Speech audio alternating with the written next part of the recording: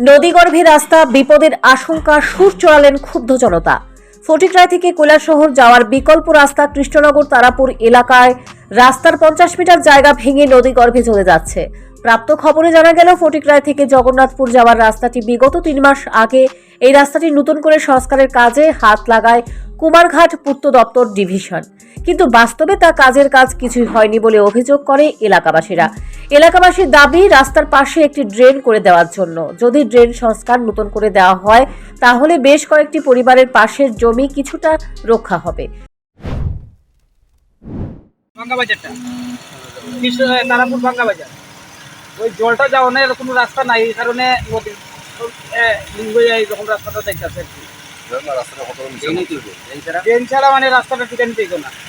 পাশের নদীটার নাম কি? পাশের নদীটা মনু নদী, দেও নদী মিলে এইটা মনু। এটা কবে থেকে এসে? এটা তো আজকে 25-30 বছর আগে যখন ভাঙছিল, যখন এদিকে একটা ড্রেন দিছিল, ড্রেনটা দেওয়ার পরে আর ভাঙ্গাটা মানে ঠিক হয়ে গেছিল। এখন মানে ওই রাস্তা করতে গিয়ে ড্রেনটা বন্ধ হয়ে গেছে, জল যাওয়ার কোনো রাস্তা নাই। না হলে আস্তে আস্তে ভেঙে নদীগর্ভে চলে যাবে, এমনটাই অভিযোগ নদী তীরবর্তী এলাকার মানুষের। এর পাশাপাশি মনু নদীর জল যখন বৃদ্ধি পায় তখন এই নদী ভাঙনের সমস্যা বাড়তে থাকে। এবারে দপ্তর যদি এলাকাতে সরেজমিনে পরিদর্শন করে রাস্তাটি দ্রুত সংস্কার করে তাহলে কিছুটা স্বস্তি পাবে সাধারণ পথ চলতি মানুষ থেকে শুরু করে যান চালকরা।